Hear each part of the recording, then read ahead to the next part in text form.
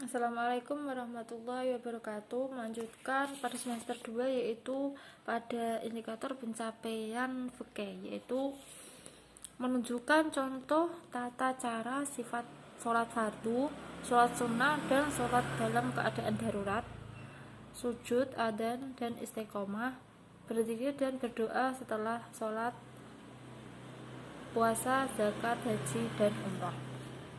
Yang pertama itu contoh tata cara sholat fardu. Yang pertama yaitu berdiri bagi yang mampu. Yang kedua, mengucapkannya di dalam hati. Yang ketiga, mengucapkan takbiratul ihram. Selanjutnya membaca surat Al-Fatihah dan surat pendek. Dan selanjutnya rukuk dan tumakninah. Selanjutnya i'tidal setelah rukuk dan tumakninah. Selanjutnya sujud 2 kali.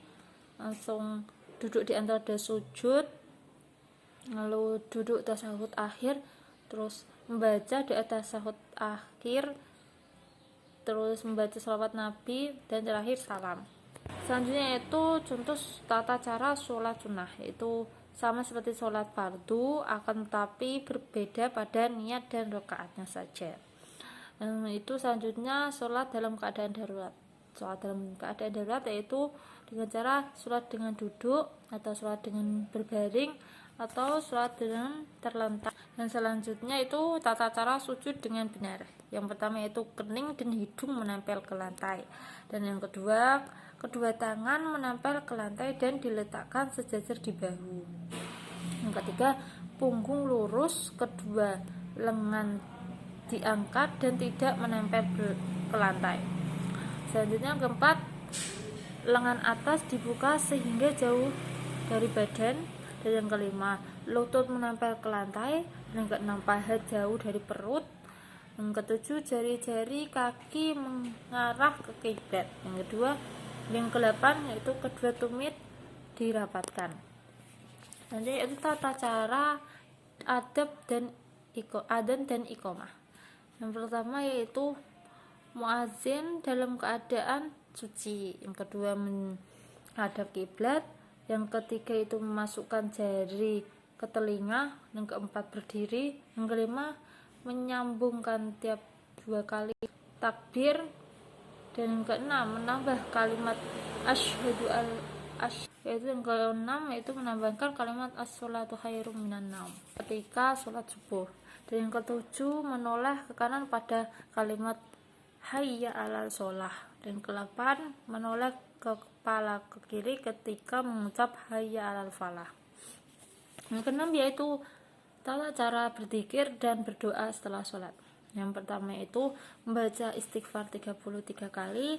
Yang kedua dilanjut dengan membaca la ilaha illallah wahdahu la syarikalah. Dan yang ketiga itu membaca Allahumma azizni minan nar 3 kali. Yang keempat, memuji Allah dengan kalimat Allahumma antas salam wa minkas salam. Kelima itu membaca surat Al-Fatihah. Yang keenam, membaca ayat kursi. Yang ketujuh, membaca syahadat. Yang ke-8, membaca tasbih dan tahmid dan takbir secara 33 kali. Yang ke-9, membaca takbir tahmid, tasbih dan tahlil. Dan yang ke-10, doa. Selanjutnya yaitu tata cara puasa.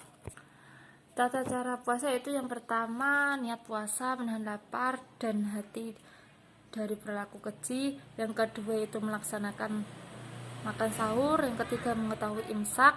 Yang keempat, segera untuk berbuka puasa jika sudah waktunya. Dan yang keempat, memperbanyak membaca Al-Quran, sedekah, dan membayar zakat fitrah. Selanjutnya yaitu tata cara zakat.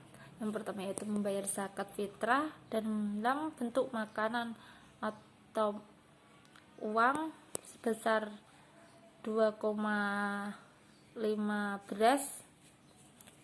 Yang kedua, takaran besar zakat yaitu 2,5 kg. Yang ketiga, waktu membayar zakat fitrah boleh ditunaikan sejak awal bulan Ramadan. Yang keempat, ketika menyerahkannya maka membaca niat membayar zakat fitrah. Selanjutnya yaitu tata cara haji dan umrah. Yang pertama yaitu tata cara haji, yaitu yang pertama, sebelum tanggal 8 Zulhijjah jemaah haji tawaf di Masjidil Haram. Yang kedua yaitu tanggal 8 Dzulhijjah, jemaah haji menyiapkan bekal untuk menuju ke Mina dan Padang Arafah. Yang selanjutnya yaitu jemaah haji melakukan ihram. Yang keempat berangkat menuju Muna, dan setelah di Mina sholat duhur, sholat asar, maghrib, isya serta subuh pada waktunya.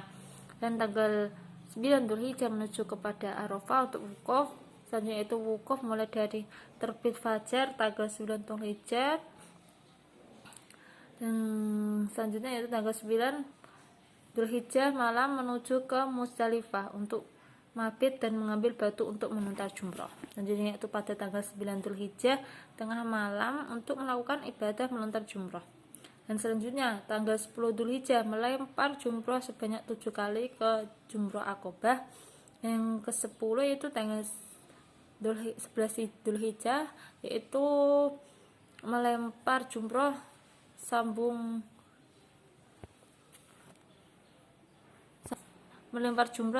ula di tugu pertama, 2, dan 3. Yang terakhir yaitu kembali ke Mekah untuk tawaf wada. Sedangkan tata cara umroh yaitu yang pertama persiapan membersihkan diri dari kotoran dan najis. Yang kedua berniat ihram dari mikot dengan membaca labbaik Allahumma labbaik secara umroh. Yang ketiga itu menuju ke Mekah. Yang keempat melakukan tawaf. Yang kelima menuju makam Nabi Ibrahim alaihissalam. Yang ketujuh yaitu melakukan sa'i.